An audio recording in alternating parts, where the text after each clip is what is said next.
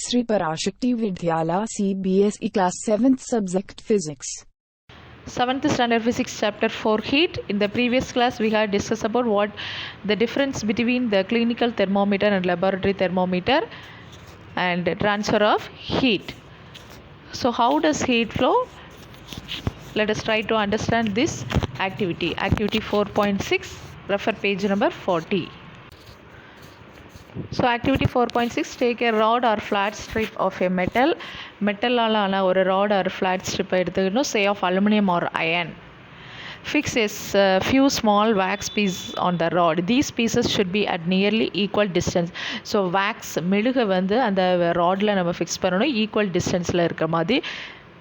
clamp the rod to a stand, ஒரு ஸ்டாண்டில் fix பண்ணணும். அப்படி ஸ்டாண்ட் இல்லை அப்படின்னா பிரிக்ஸ்க்கு சென்டரில் நம்ம ஃபிக்ஸ் பண்ணலாம்.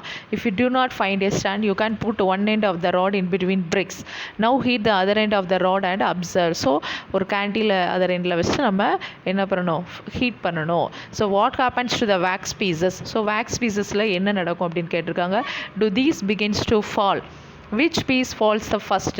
ஸோ வேக்ஸ் பீசஸ் இருக்குது, நம்ம ஒரு எண்டில் என்ன பண்ணிகிட்ருக்கோம், ஹீட் பண்ணிகிட்ருக்கோம். வேக்ஸ் பீசஸ் வந்து ஃபால் ஆகும். ஃபஸ்ட்டு அந்த கேண்டில் பக்கத்தில் உள்ள வேக்ஸ் ஃபால் ஆகும். அப்புறமா நெக்ஸ்ட் அப்படி இந்த எண்ட்லேருந்து அடுத்த எண்டு வரைக்கும் அப்படி லைன் பை ஒன்னாக என்னாகும், வேக்ஸ் பீசஸ் வந்து ஃபால் ஆகும். So do you think that heat is transferred from the end to the nearest to the flame to the other end? The process by which heat is transferred from the hotter end to the colder end of an object is known as conduction. So அந்த ராடில் ஒரு எண்டில் தான் ஹாட்டாக இருக்குது, இன்னொரு end கோல்டாக இருக்கும். So heat ஆக ஆக ஆக ஹீட் வந்து ஹாட் எண்ட்லேருந்து கோல்டு எண்டுக்கு ட்ரான்ஸ்ஃபர் ஆகும். ஸோ அதனால தான் வேக்ஸ் பீசஸ் வந்து ஒவ்வொன்றா என்ன பண்ணுது, கீழே விழுது. ஸோ இது ஒரு type of transfer of heat.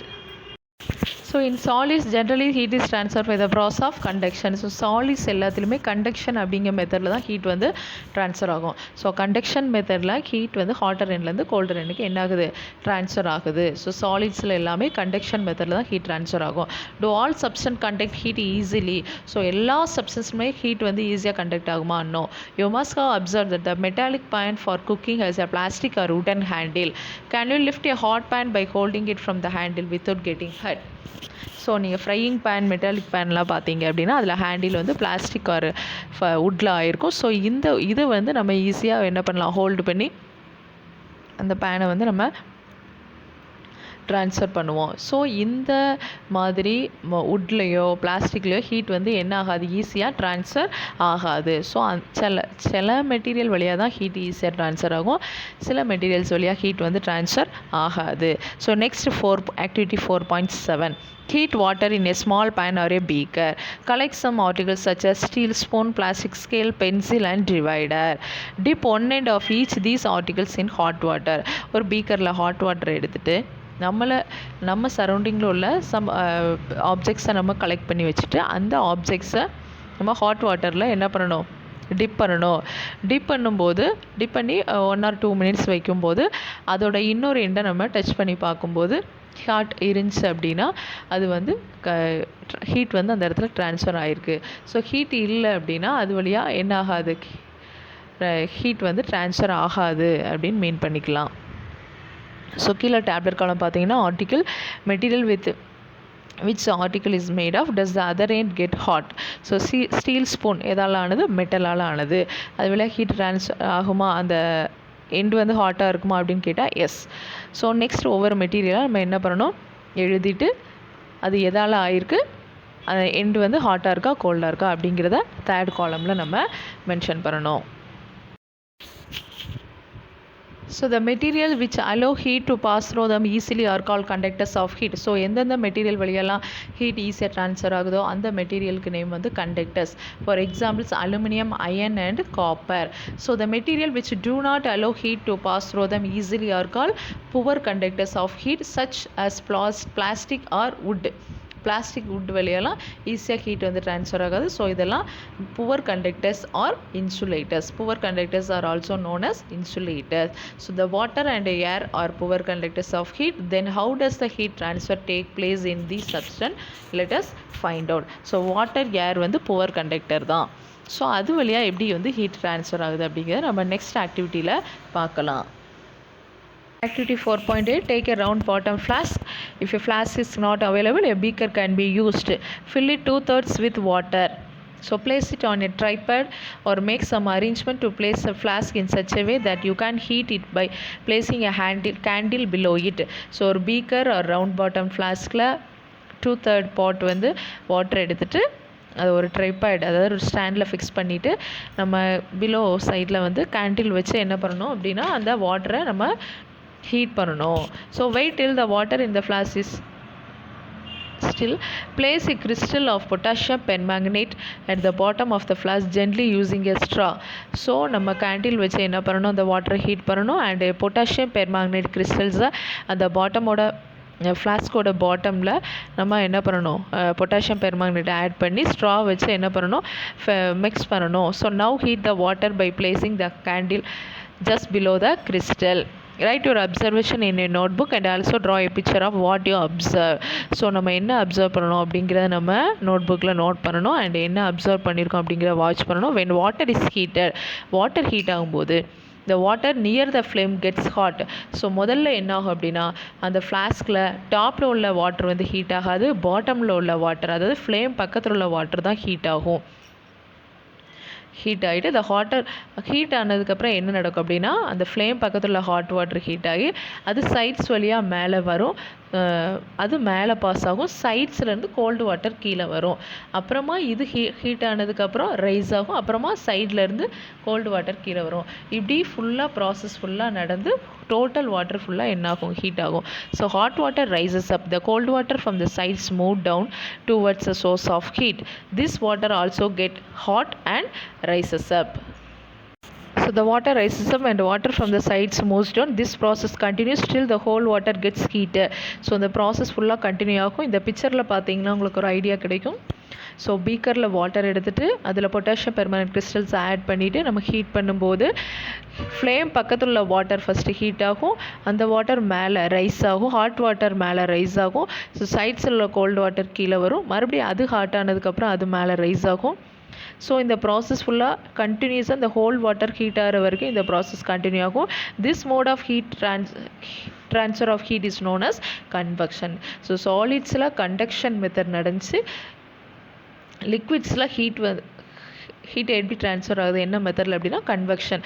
So how does the heat travel in air? So ஏரில் எப்படி ஹீட் ட்ராவல் ஆகுது அப்படிங்கிற பார்க்க போகிறோம். In which direction does the smoke go?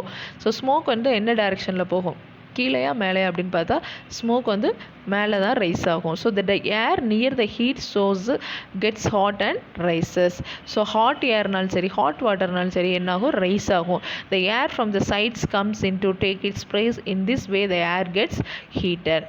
So இந்த சாலிட் லிக்விடில் எப்படி ஹீட் ஆச்சோ அதே மாதிரி தான் ஏரும் என்ன ஆகும், உங்களுக்கு ஹீட் ஆகும். So the following active confirm this idea. So next activity 4.9, light a candle, keep one hand above the flame and one hand on the side of the flame. So candle நம்ம வந்து என்ன பண்ணணும், light பண்ணிவிட்டு one ஹேண்டை கேண்டிலுக்கு மேலேயும் சைடில் ஒரு ஹேண்டையும் fix பண்ணிட்டு both of your hands feel equally hot. ஸோ ரெண்டு ஹேண்டுமே ஈக்குவலாக ஹாட்டை வந்து ஃபீல் பண்ணுமா? No. If not, which hand feels hotter and why? So அப்படி இல்லை அப்படின்னா எந்த ஹேண்ட் வந்து அதிகமாக ஹாட்டாக ஃபீல் பண்ணும் அப்படின்னா கேண்டிலுக்கு மேலே உள்ளது தான் அதிகமாக ஃபீல் பண்ணும், சைடில் உள்ளது ஹாட்டாக என்ன ஆகாது, ஃபீல் பண்ணாது. So notice the towards the top the air gets heated by convection. So இதுலேயும் ஏர் வந்து என்ன மெத்தடில் ஹீட் ஆகுது அப்படின்னா convection. therefore the hand above the flame feels hot. On the sides however there is no convection and the air does not feel as hot as at the top. The people living in the coastal area உள்ள people வந்து experience an interesting phenomena. During the daytime the land gets heated faster than the air water. So day டைமில் வாட்டரை விட land வந்து என்ன ஆகும், ஃபாஸ்ட்டாக heat ஆகும். So the air over the land becomes hotter and rises up. So water இருக்குது, land இருக்குது, லேண்டு தான் வாட்டரை விட அதிகமாக ஹாட் ஆகும். ஸோ லேண்டில் உள்ள ஏர் எல்லாம் என்ன ஆகும், ஹாட் ஆகி மேலே பார்க்க ரைஸ் ஆகும். ஸோ அப்படி ரைஸ் ஆகும்போது கோல்டு ஏர் எங்கே இருக்கும், வாட்டர் ஏரியாவுக்கு மேலே கோல்டு ஏர் இருக்கும். அந்த கோல்டு ஏர் எல்லாம் இங்கே என்ன ஆகும், லேண்டு போர்ஷனுக்கு அப்படி ஏர் மூவ் ஆகிட்டே இருக்கும். ஸோ அதனால தான் கோஸ்டல் ஏரியாஸில் டே டைமில் எப்படி இருக்குது, அப்படி சீலேருந்து அப்படி நிறைய ஏர் வர்ற மாதிரி நமக்கு ஃபீல் ஆகும். ஸோ இதுதான் reason. So the cooler air from the sea rushes in towards the land to take its place. The warm air from the land moves towards the sea to complete the cycle. The air from the sea is called the sea breeze. To receive the cooler sea breeze, the windows of the houses in coastal area are made to face the sea. At night time அப்படி இதோட ரிவர்ஸாக நடக்கும். At night time it exactly the reverse. The water cools down more slowly than the land. Cool ஆகும்போது லேண்டை விட water வந்து ஈஸியாக என்ன ஆயிரும், கூல் ஆயிரும். So the cooler from the land என்னாகும், வாட்டர் வந்து லேண்டை விட ஸ்லோவாக தான் கூல் ஆகும்.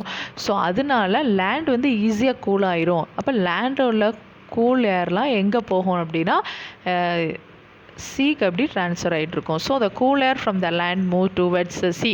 This is call land breeze. So sea ப்ரீஸ்னால் என்ன அப்படின்னா டே டைமில் சீலேருந்து லேண்டை பார்க்க ஒரு ஏர் வந்து மூவ் ஆகும். இதுதான் sea breeze at day time. Night டைமில் அப்படி ரிவர்ஸாக லேண்ட்லேருந்து சீயை பார்க்க ஏர் வந்து கூல் ஏர் வந்து மூவ் ஆகும். அதுதான் என்னது, லேண்ட் ப்ரீஸ். ஸோ இந்த பிக்சரை பார்த்தீங்கன்னா உங்களுக்கு ஒரு ஐடியா கிடைக்கும். Day time, night time. Day டைமில் சீ ப்ரீஸ், நைட் டைமில் லேண்ட் ப்ரீஸ். டே டைமில் லேண்ட் வந்து ஃபாஸ்ட்டாக ஹாட் ஆயிரும், சீ வந்து ஸ்லோவாக தான் ஹாட் ஆகும். ஸோ லேண்டுக்கு மேலே உள்ள ஏர்லாம் ஹாட் ஆகி ரைஸ் ஆகும். ஸோ அது ரைஸ் ஆகும்போது அந்த பிளேஸ்க்கு எங்கேருந்து கோல்டு ஏர் வரும், சீலேருந்து கோல்டு ஏர் வரும். ஸோ சீலேருந்து கோல்டு ஏர் வந்து எங்கே வருது, லேண்டை பார்க்க வருது. ஸோ ஆரோ மார்க் வந்து லேண்டு பார்க்க இருக்குது. ஸோ இதுதான் சீ ப்ரீஸ். நெக்ஸ்ட்டு நைட் டைமில் வாட்டர் வந்து ஹாட்டாக தான் இருக்கும், கொஞ்சம் ஸ்லோவாக தான் ஆகும். அது ரொம்ப ஸ்லோ டைம் வந்து நிறைய எடுத்துக்கிடும் கூலாக. ஆனால் லேண்ட் வந்து ஈஸியாக கூல் ஆயிரும்.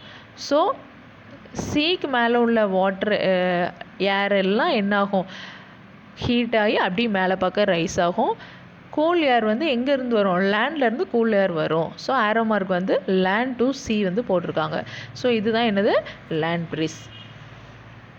Homework: what is conduction, what is convection, and the difference between sea breeze and land breeze.